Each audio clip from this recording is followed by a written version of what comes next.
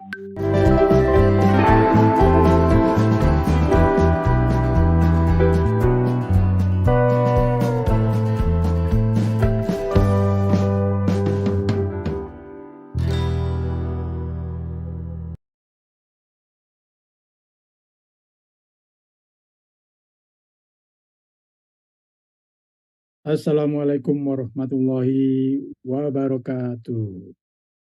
Salam sehat, kawan-kawan Lestarilah Indonesia dimanapun berada.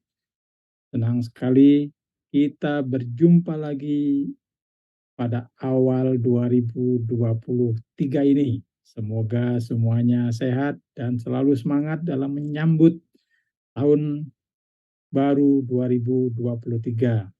Dan semoga kawan-kawan Lestarilah Indonesia mencapai cita-cita dan impian serta target-targetnya selama 2022 kemarin.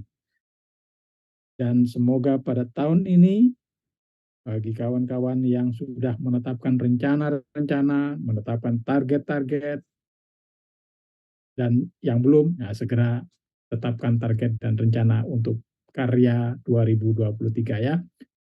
Semoga tahun 2023 ini memberikan inspirasi dan dampak yang lebih besar dari karya yang diciptakan oleh kawan-kawan sekalian. Tetap semangat dan jaga kesehatan. Saya Dwi Rahmat Muhtaman, host untuk Lestarilah Indonesia ini, senang sekali bisa berjumpa lagi pada musim ke-19, musim Lestarilah Indonesia yang pertama pada tahun 2023 ini. Lestarilah Indonesia adalah ruang tempat kita berbincang-bincang tentang masa depan, masa yang mestinya akan gemilang, ruang tempat percakapan keberlanjutan dalam keseharian dan masa mendatang. Lestarilah Indonesia adalah percakapan Sustainable Indonesia in Progress, sebuah proses menuju Indonesia yang elok, Indonesia yang kita impikan, Indonesia yang berkelanjutan, Indonesia yang kita cita-citakan. Rakyatnya yang makmur dan sejahtera, keadilan sosial bagi semua, dan alam yang terjaga karena menjadi tempat sumber kehidupan generasi demi generasi. Kita berbincang-bincang tentang itu. Semoga dalam Lestarilah Indonesia kita memberikan inspirasi dan memberikan dampak yang seberapapun kecil atau besarnya bisa bermanfaat bagi kita semua. Nah, pada kesempatan musim Lestarilah Indonesia 19 ini agak spesial karena saya melakukannya solo performance, dan tema yang akan kita perbincangkan, tema yang saya sampaikan ke kawan-kawan kalian adalah manusia dan masa depan. Baik, kita mulai. Mari kita bayangkan ini. Kehidupan di bumi 4.000 juta tahun yang lalu kita ringkas menjadi dalam 1 tahun kalender. Jika 1 Januari adalah lahirnya kehidupan pertama di bumi 4.000 juta tahun yang lalu, maka pada tanggal 25 Desember pekan lalu atau beberapa hari yang lalu, dinosaurus punah. Pada hari tanggal 31 Desember menjelang tengah malam, pada pukul 23.00, jenis manusia yang pertama muncul. Dan tepat pada pukul 23:58, kegiatan pertanian pertama kali dilakukan oleh manusia.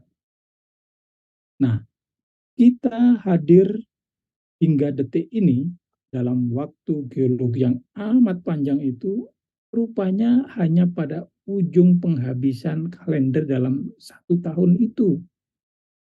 Namun dalam sekejap mata kita, Homo sapiens, telah menghuni seluruh bumi, dari tundra yang terdingin hingga gurun terpanas.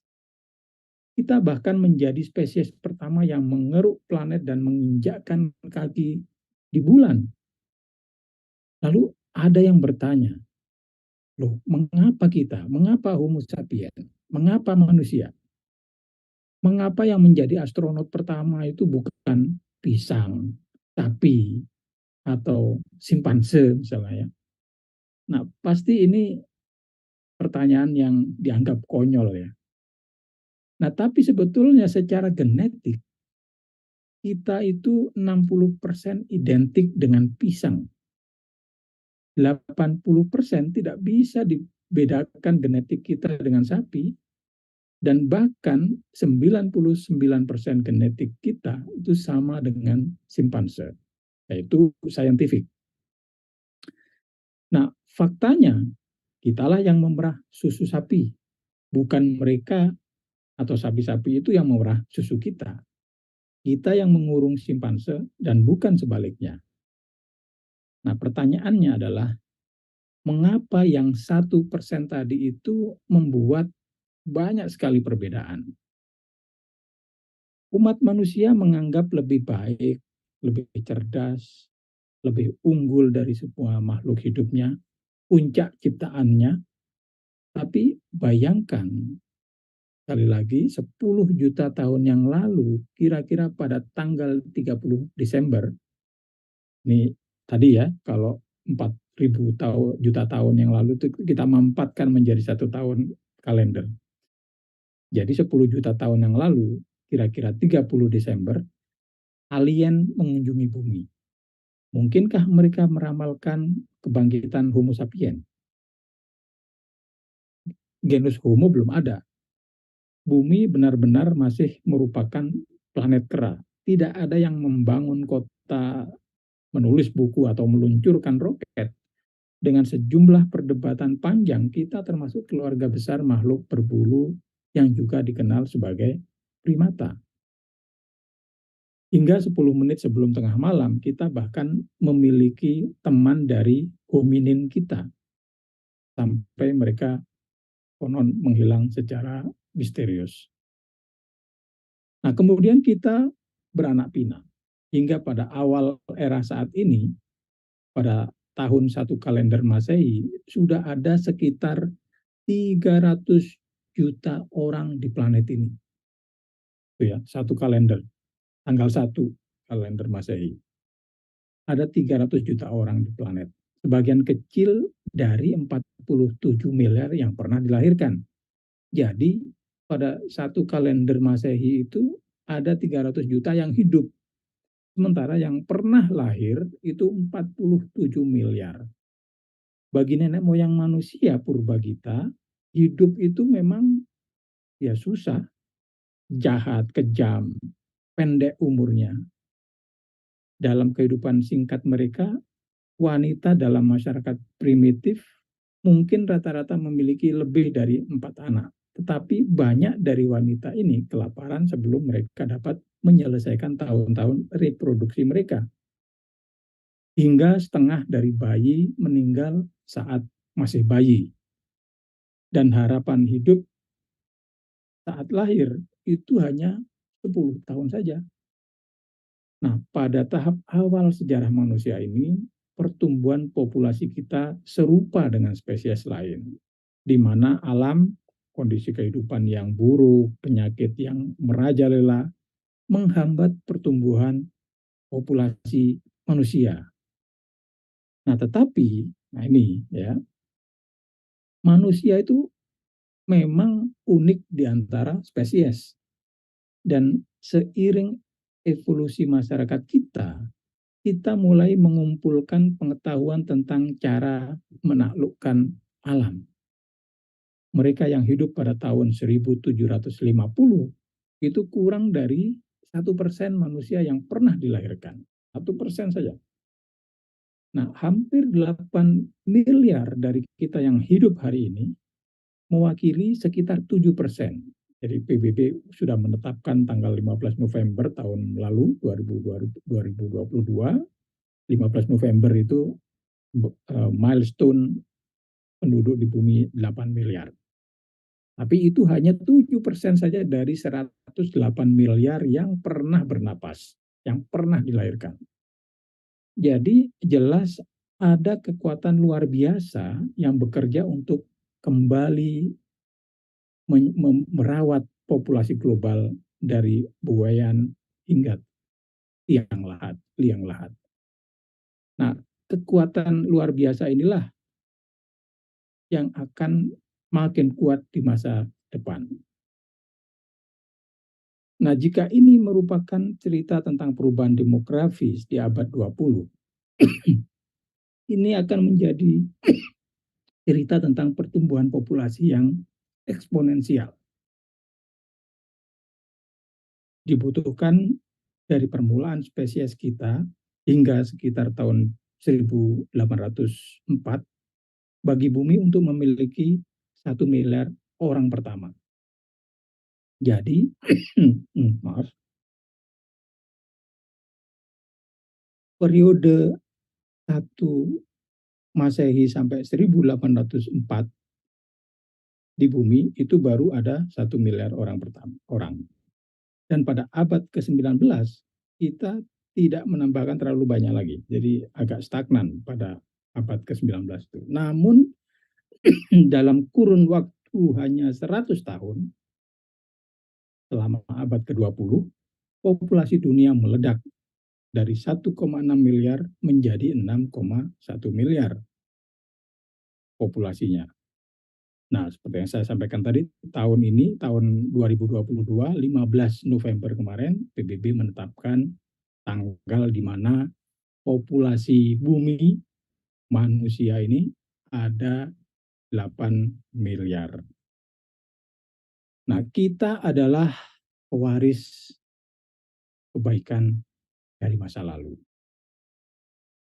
Warisan besar yang ditinggalkan oleh nenek moyang kita, mereka yang menabur benih pertama di Mesopotamia 10.000 tahun yang lalu, yang membuka lahan, membangun saluran air, dan mendirikan kota tempat kita tinggal sekarang, yang membuat penemuan ilmiah, memenangkan perjuangan politik, dan menciptakan karya seni yang telah diwariskan pada kita.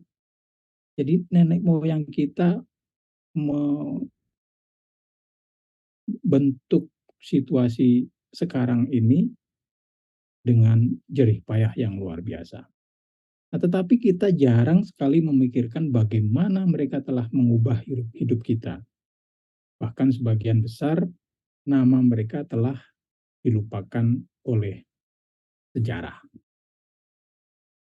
Nah, dengan mengutip pertanyaan filosofis penemu vaksin polio, namanya Jonas Salk, apakah kita menjadi nenek moyang yang baik? Jonas Salk percaya bahwa sama seperti kita mewarisi begitu banyak kekayaan dari masa lalu, kita juga harus mewariskannya kepada keturunan-keturunan kita.